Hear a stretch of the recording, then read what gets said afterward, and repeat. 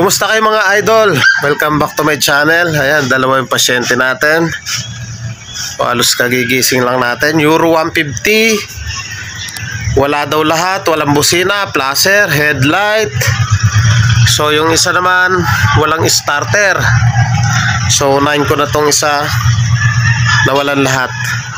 So sa pagto-troubleshoot ng ganitong issue mga boss, dapat hindi natin hinuhulaan yan. Dapat step by step. In case na mangyari po sa inyo yung ganitong issue na wala lahat, walang busina, headlight, flasher, ang una nyong gagawin, tanggalin nyo yung side cover. In case na may customer kayo na ganito yung issue, panoorin nyo lang yung video natin. Mas mapapadali nyong i-troubleshoot kung anong sira. So tanggalin na muna natin tong cover. At pagkatanggal na ng cover mga boss, tanggalin natin yung positive. So bago natin tanggalin yung positive, check na muna natin kung may laman yung kanyang battery. Lagay natin yung clip sa negative, sundutin natin. So may laman naman, i-check natin yung kanyang, ito yung terminal ng kanyang fuse. So dapat iilaw po yan, meron, kabila, meron naman. So bakit wala kaya? Check ulit natin. Try nga natin yung sinasabi ni boss. Busina wala, flasher wala. So pag ganyan ang issue, tanggalin natin dito positive. So yung mga boss, na tanggal na natin. Bali ito yung kanyang positive. So gamit ang test light, yung clip taka negative, sundutin natin dito sa part na to. Ito yung galing sa ating regulator. Ano mo nga, Koy? Pakitadyakan mo. Sige, sakay ka muna. Teka, sandali. Peso lang ako.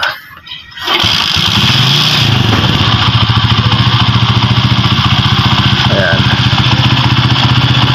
So, pakipatay mo. O yun, mga bossing. Tingnan nyo. Pumutok yung ating fuse. Ayan o, pumutok. Ibig sabihin, nag-overcharge yung kanyang karga ng battery. So, wag mong isususi. Ayan na, nakapatay yung susi. Papalitan natin yung bombilya.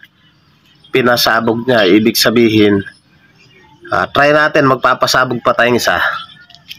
Try natin. So, yung mga boss, sumabog yung bombilya. So papalitan natin. Ibig sabihin napakalakas ng voltaheng pumapasok. So palitan ko na muna. So yan, napalitan na natin mga boss. Huwag mong sususiyan. Tadyakan lang natin. Tadyak lang dapat iilaw. So yan pumapasok yung kanyang kuryente. O ngayon, sige, susiyan mo. Paandari mo. Ge. Ge. Dirit mo, yun. Sabog na naman mga boss, pakipatay mo. So pag ganyan ang issue mga boss, possible na pwedeng lumobo yung ating battery. Sumabog na naman. Talagang sinadya natin pasabugin. Pag ganyan ang issue, dito tayo babanat sa babakan ako sa kanyang stator. So yan mga boss, napansin ko dito sa kanyang fuse, yung bumbilya natin, nakadalawa na tayo, pumuputok. Pansinin po natin yung kanyang fuse. Sobra sa kapal. Ayan teka, focus natin. So ayan sobra sa kapal yung nasa gitna. Kaya ang mangyayari, hindi niya mapasabog. So napakadelikado po ng ganyan mga boss. Susunugin po yung wiring niyan. Gagapang po dyan yan. So mali po to. Dapat palitan natin ng manipis. Ayan manipis lang pa. Ayan manipis. Ito sobra sa kapal, hindi niya kayang putulin. So bago natin palitan yan, dito muna tayo sa kanyang stator socket. Magpapalit tayo yan. Hugutin natin dito. So ay nabaklas na natin yung kanyang stator socket. Dito sa part na to mga boss, yung black na may red, isa yung primary. Yung pink tsaka yellow, laging magkasama, charging. Yung kulay green tsaka blue, pulser. So ang titirahin natin, yung yellow tsaka yung kulay pink. So ang gawin lang natin, suotan natin ng wire to. O suotan na muna natin. So itong clip natin, lagay natin dito sa negative. Ayan, nakalagay sa negative. Tapos sundutin natin yung kulay pink, yung nasa gitna. So sundutin natin, ayan. So sige nga, pakita dyan ka mo nga. Huwag mong ayan, kahit nakapatay, sige. Isa pa. Okay, sundutin natin yung kulay yellow, yung nasa gitna. So, sundutin natin. Dali. Sige. Okay, tapos ang gawin natin, ito yung wire, isuot natin sa kulay pink, pwede rin sa yellow. So isuot lang natin. Hawak mo nga ako. Isuot natin dito sa kulay pink. O kaya pwede rin sa yellow. At pagkasuot yan mga boss, hawak mo lang ko. Ilagay natin dito. Hawak mo ko. Yan. Yan. Yan. So, ganyan lang. Hanali. Okay, nakasuot na sa kulay pink. Sundutin natin yung kulay yellow. Dapat iilaw, tadyak. Okay, isa pa. Okay, okay na. So yun mga boss, sa pagkakataong yan, good yung kanyang stator. So ibig sabihin, pupunta tayo dito sa kanyang wiring, ibabalik na natin to. Ibig sabihin, walang issue yung kanyang stator, so ibalik na natin. So tatanggalin natin yung kanyang bangko, yung kanyang tangke. Doon tayo sa kanyang regulator. So yung mga boss, baklas na natin yung bangko, yung tangke. Dito sa part na to, socket ng ating regulator, tanggalin natin to. So ang purpose natin dito, i-check natin kung umabot yung galing stator to regulator. Pag umabot yan, ang sira nyan, ito yung ating regulator. So same procedure, yellow tsaka kulay pink. Suotan natin ng wire. So yan, sinutan ko lang yung kulay yellow. Pwede magkabaligtad, pwedeng isuot sa kulay pink. At ang gawin natin dyan, pakiawak mo rito koy. Ayan, ganyan. So yan, linagay ko lang yung clip. Sundutin natin yung kulay pink. Dapat iilaw. Sige, tadyak. Isa pa. Okay.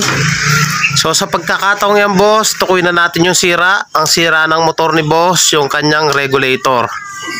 So ito ang kanyang sira. Magpapalit tayo yan.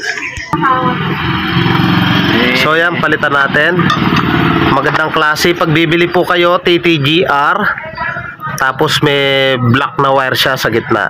So TTGR po yung magandang klase. Subok na po namin to. So ito yung kasa natin. So yung mga boss, napalitan na natin yung kanyang regulator. So ayan, try nating paandarin ngayon. Kanina pumuputok yung kanyang bumbilya ng ating test light. So ito, try natin paputukin uli yung bumbilya natin. Lagay lang natin dito sa negative, tsaka dito sa kanyang positive. So kanina, nakadalawang bumbilya tayo, sumasabog. Sige ko, ipaki-start mo ulit. Tapos biritin mo. Yan natin, susi natin. Oo, susi mo. Sige. Sige. Birit mo.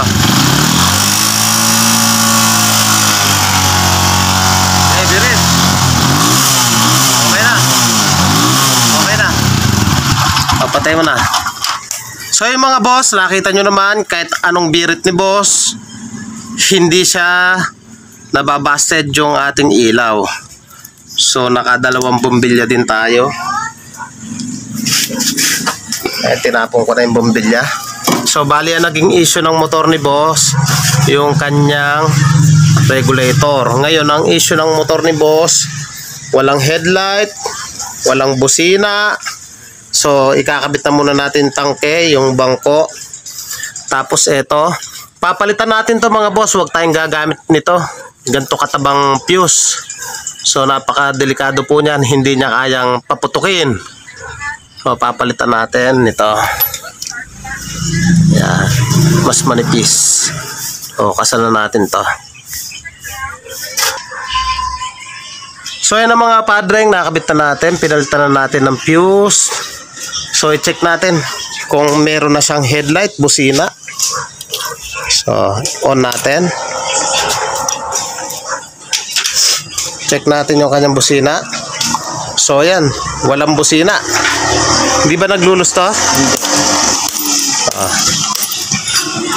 Busina. Flasher. So wala pa rin. So ibig sabihin, good yung battery pero walang busina dahil dahil napakakapal po ng kanyang fuse, gumapang na yung supply na sobrang lakas. So ang tatargetin natin yung kanyang susian. So possible na nag-init na yung wire, kaya dapat yan magkakaroon na yan dahil malakas yung kanyang battery. So tanggalin natin to, yung kanyang headlight. So yung mga boss, nabuksan na natin yung kanyang case ng headlight. So hanapin natin yung galing susian. So galawin lang natin. Ito, hanapin natin. Ito yung galing sa kanyang susian. Ayan, binatak lang natin. Susian natin. So yun, nagkaroon na siya ng hazard. Ibig sabihin, nag-loose lang yung connection dito. Busina natin. O, may hazard. Try natin mag-headlight. Headlight mo nga ako eh. O yun, may headlight na rin siya mga boss.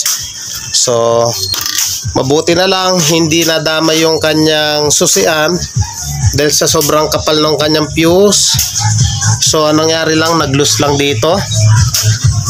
Nag-loose lang siya. Aayusin natin yan kasi napansin ko, ayan o. May mga wire siya na walang mga balot. Ayan o.